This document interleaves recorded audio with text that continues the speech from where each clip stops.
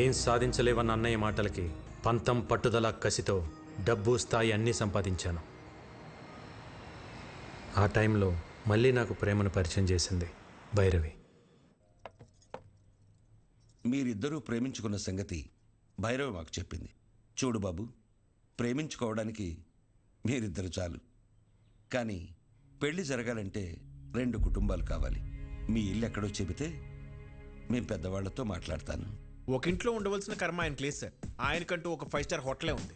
మేమందరూ అక్కడే ఉంటాం. మా బాస్కి ఆఫీస్ అని ఇల్లైనా ఆ 5 స్టార్ హోటలే. ఓ ఏటా భయపరా, అయ్యగారికి ఇల్లు కూడా లేదన్నమాట. పెళ్లి సంబంధాన్ని ఊపుకుంటూ వచ్చేసాడు. బాస్ రే, ఇల్లుదే ఉంది సార్. పెళ్లి కాలేదు కాబట్టి ఇన్ని రోజులు ఆగాను. కలకటాలో మీకు ఏ ఏరియాలో కావాలో చెప్పండి. రేపు మార్నింగ్ కల్లా విత్ రిజిస్ట్రేషన్ రెడీ చేసి పెడతాను. ఇల్లంటే ఇటుకలతో కట్టేది కాదు బాబు, మనుషులతో ఉండేది. డబ్బుంటే ధనవంతుడి అవుతావు, అదే కుటుంబం ఉంటే బలవంతుడి అవుతావు. ఈ రోజుల్లో ఎవరు సార్ కలిసి ఉంటున్నారు కుటుంబంగా? పెళ్ళి అవ్వగానే ఎవరికోవాలి సపరేట్ అయిపోతుంటే తప్పు. బంగారు కంచం ఉన్నా కడుపు నిండా తినలేని వాళ్ళు, పట్టు పరుపులున్నా కంటి నిండా నిద్ర పట్టని వాళ్ళు చాలామంది ఉంటారు. ఎందుకో తెలుసా? వాళ్ళ గెలుపుని సెలబ్రేట్ చేసుకునేందుకు, వాళ్ళ బాధని ఓదార్చేందుకు కుటుంబం లేక. సో కుటుంబం లేనప్పుడు నీకు ఎన్ని కోట్లున్నా నువ్వు పేదవాడివే. ఎంతమంది పనివాళ్ళు నీ చుట్టూ ఉన్నా నువ్వు ఒక అనాథవే. మా అమ్మాయిని నీలాంటి ఒక అనాథకి ఇవ్వడం మాకిష్టం లేదు.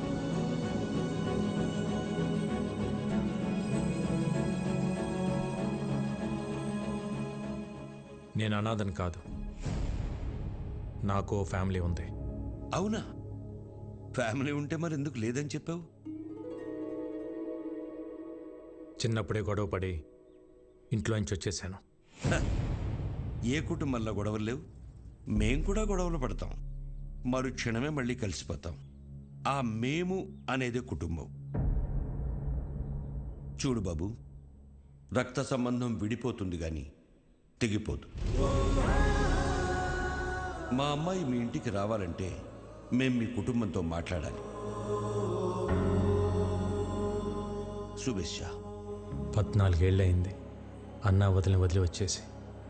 నేను కనపడగానే ఇన్నాళ్ళు ఎందుకు రాలేదురా అని అడిగితే తల దించుకోవటం తప్ప నా దగ్గర సమాధానం లేదు. మనకు అన్యాయం చేసిన వారిని కొడితేనే తప్పు అన్న అన్నయ్యకి నేను కలకత్తాలో ఏం చేసి ఎదిగానో ఎలా చెప్పగలను?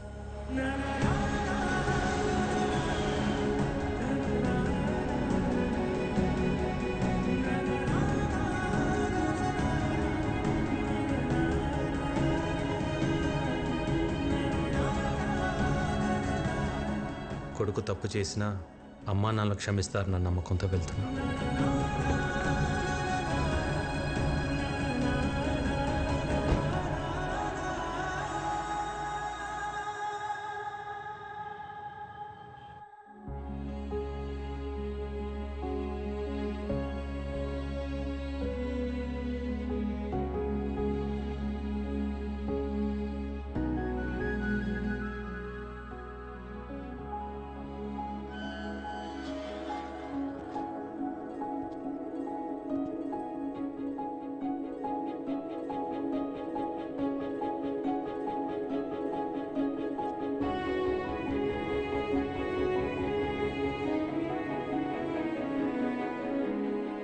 అన్నయ్య,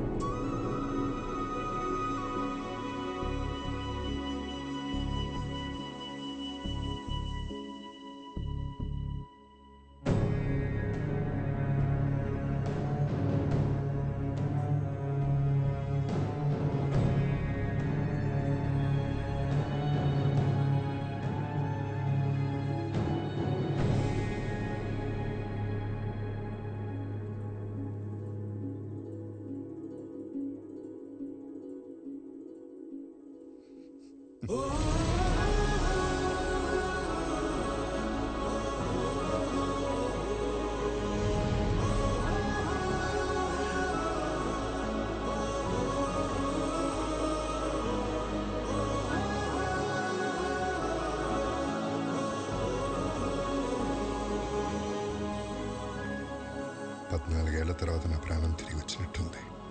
నీకోసం ఆ భగవంతుని కోరుకుని రోజు లేదురా. అమ్మా జనని, ఏంటమ్మా చూస్తున్నావు? బాబాయ్ అమ్మా. నేను నిన్ను ఫోటోలో చూసా బాబాయ్, కానీ ఇప్పుడు నువ్వు చాలా మారిపోయావు. నువ్వు మాత్రం చిన్నప్పుడు ఎలా ఉన్నావు అలాగే ఉన్నావురా. ఏంటే భూవి, నీ విక్కీ వస్తే అలా ఉండిపోయావు? వస్తే హారతి పట్టాలా, దిష్టి తీయాలా? భూవి అనే నేను మాట్లాడుతూ ఉండు. బాగున్నావు వదినా? ఈ పిలుపు విని 14 ఏళ్ళయింది. ఇన్నేళ్ళు ఈ కళ్ళు నీ గురించి ఎదురు చూడని రోజు లేదు. ప్రతిరోజు ఈ చేతులతో నీకు ఇష్టమైన వంటలు వండేదాన్ని. ఒక్కరోజైనా తినడానికి వచ్చావా? అదే నేను మీ అమ్మ ఉంటే ఇలా వదిలేసి వెళ్ళిపోయి ఉండేవాడివా? అసలు ఇన్నేళ్లలో ఒక్కరోజైనా ఫోన్ చేశావా? నీకంటూ ఓ కుటుంబం ఉందని మర్చిపోయావా? లేక మేమంతా చచ్చిపోయామనుకున్నావా? ఏంది బొమ్మమ్మా, నిన్నటి దాకా సిన్నోడు రాలేదని పూజలు చేసుండ్లా వచ్చి నాకు తిడుతుండావు. పర్లేదు అన్నవి బాబాయ్. అమ్మ అయితే 4 కొట్టి మాట్లాడేది. మా వదిన కాబట్టి ఒక్క మాటతో వదిలేసింది. ఎందుకు వదిలేసి వెళ్ళిపోయావు? చిన్న వయసులో తెలియలేదు వదిన. అనుకున్నది సాధిస్తే అన్నీ దొరుకుతాయి అనుకున్నాను, కానీ తెలియకుండానే సంవత్సరాలు గడిచిపోయాయి. ఇంకెప్పుడు బాధపడతాను. బాబాయ్, విక్కీని పైకి తీసుకెళ్ళి రూమ్ చూపించు. సిన్నోడా, పెద్దోడు నీకోసం కట్టించిన గది రోజుకో పాలు ఇక్కడ రావాలా, నేను తలుచుకోవాలా?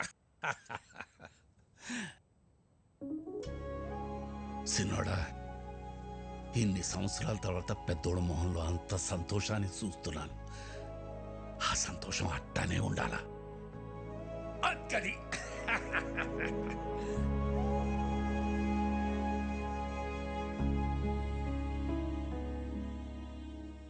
అన్నయ్య ప్రేమేంటో నాకు తెలిసింది, కానీ నేనేంటో అన్నయ్యకి తెలిస్తే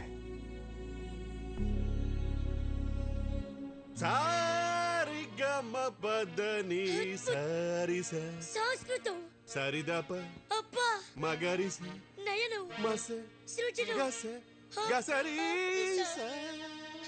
సరిదప మగరి సరి సరి సారి సమా. గురువు గారు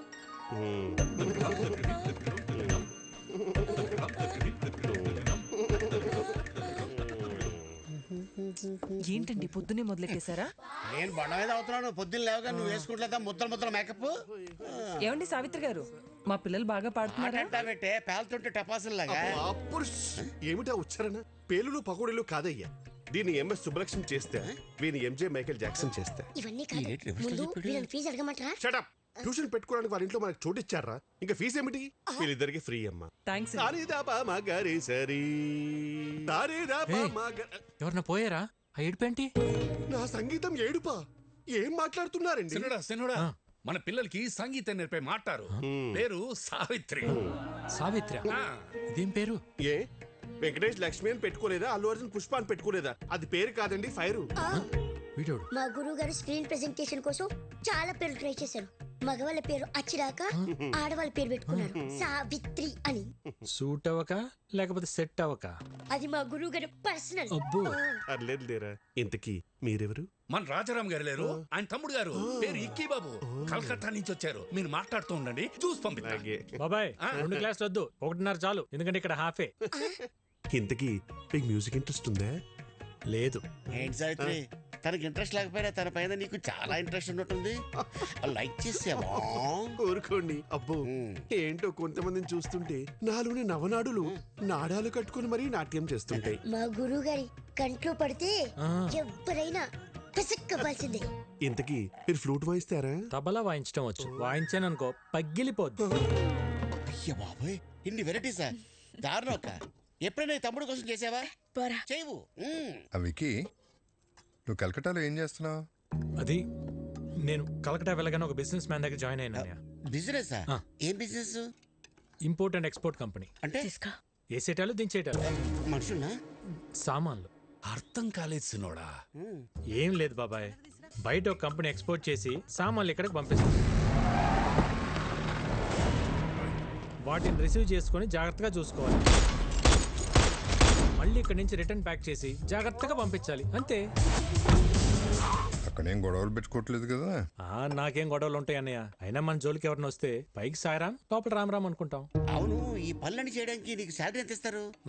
ఓ 75,000 ఇస్తారు. అంతేనా?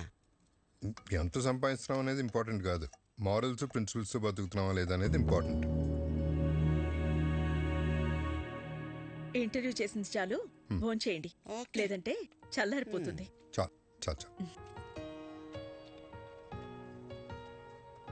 హలో, చేపల కర్రీ బాగుందా? ఇది తింటుంటే చిన్ననాటి జ్ఞాపకాలు గుర్తొస్తున్నాయి వదిన. ఇవన్నీ మీ వదిన వండిన స్పెషల్ వంటలు రా, బయట ఎక్కడ దొరకవు. వదించేది వంట ఇంటికి పరిమితం కాకూడదు అన్నయ్య. ఒక వీడియో తీపించి యూట్యూబ్లో పెట్టేద్దాం. అంటే యూట్యూబ్లో పెడతావా? జొమాటోలో స్విగ్గీలోనూ పెట్టాలి. యూట్యూబ్లో పెడితే ఏమొస్తుంది బొక్క? ఒరే తొక్క, యూట్యూబ్లో పెడితే ఏమొస్తుందా? మనీ, నేమ్, ఫేమ్, వంట తెలిసినోళ్ళు, తెలియనోళ్ళు, నేర్చుకున్నోళ్ళు ప్రపంచంలో తెలుగులు మొత్తం చూస్తారు. వదిన ఆటోమేటిక్గా స్టార్ అయిపోతుంది. బాబు, నాకు స్టార్ అక్కర్లేదు, నేను మా ఆయన అనుకుంటాను, అది చాలు నాకు. ఎప్పుడు అన్న వెనకాల ఏం నిలబడతావు వదిన? ఒక్కసారి అన్న పక్క వచ్చి నిలబడు, అప్పుడే నువ్వు బయట అందరికి తెలిసేది. వదిన వంటకు సంబంధించి నువ్వు ఏం చేసినా నేను నీకు ఫుల్ సపోర్ట్ రా. ఈ ఎంకరేజ్మెంట్ చాలన్నయ్య. రేపైనా మనుషులు పిలిపించి వీడియో తెప్పించేద్దాం. వదిన నువ్వు ఇంకేం మాట్లాడుకో, మొత్తం ఫిక్స్, అంతే. అన్నం తిందాం ముందు, అంతే. ఆకలితుంది. ఏంటి? అవును బాస్, ఎలా తెలుస్తుందో గానీ మీరు ఇక్కడ లేరు తెలుసుకుని మన కాళీఘాట్ మీద అటాక్ చేశారు బాస్. మన వాళ్ళు కూడా కౌంటర్ అటాక్ చేసి చిన్న చిన్న దెబ్బలతో తప్పించుకున్నారు. బాస్ వాళ్ళు మీ గురించి ఎంక్వైరీ చేస్తున్నారు. ఎక్కడ హైదరాబాద్ వస్తారని టెన్షన్గా ఉంది. రే, అలాగని జరిగిందనుకో లైఫ్లో నాకు ఫ్యామిలీ ఉండదురా. తెలుసు బాస్, అందుకే జాగ్రత్తగా ఉండండి. Yes boss. చూడు, నేను హైదరాబాద్లో ఉన్నట్టు ఎవరికి తెలియకూడదు. భైరవిని రేపు రమ్మని చెప్పాను, తనతో పాటు మీరు కూడా వచ్చేయండి. అప్పటిదాకా గుప్తా నన్ను విషయాలు చూసుకోమని చెప్పు. Okay boss. వికీ, ఏంటన్నయ్య ఇంకా పడుకోలేదా? లేదురా, నీతో మళ్ళీ మాట్లాడాలనిపించింది. ఎన్నాళ్ళకు నువ్వు వస్తే మనసులో కొండంత బరువు దిగిపోయినట్టుందిరా. ఆ రోజు నిన్న అన్న మాటలకి నీకేమైనా కోపం ఉంటే క్షమించరా. చిచి, ఏంటన్నయ్య ఆ మాటలు? భయం వేసిందిరా, అంత ఆవేశంతో నువ్వేం చేస్తావో, నీకేమవుతుందో అని. ఇవాళ నువ్వు ఆవేశం గొడవలన్నీ పక్కన పెట్టి పూర్తిగా మారిపోయి ఇంటికి వస్తే ఎంత సంతోషంగా ఉందో చెప్పలేను. కంగ్రాచులేషన్స్ అన్నయ్య. నువ్వు పెట్టిన ఒక్క సుఖీబో హోటల్ ఈరోజు చైనా హోటల్స్ అని అంటగా. సెంట్రల్ గవర్నమెంట్ నీకు అవార్డు కూడా ఇచ్చిందంట. నేషనల్ ఇంటర్నేషనల్ ఎవరైనా ఫుడ్ బిజినెస్ చేయాలంటే నువ్వే లైసెన్స్ ఇవ్వాలంటే కదా. జర్నీ చాలా చెప్పిందన్నయ్య నీ గురించి. ఇంకేం చెప్పింది? అంతే చెప్పింది. ఇంకేమైనా చెప్పాల్సింది ఉందా? ఏం లేదు, ఏం లేదు. అలసిపోయి ఉంటావు. గుడ్ నైట్, పడుకో. సరే అన్నయ్య.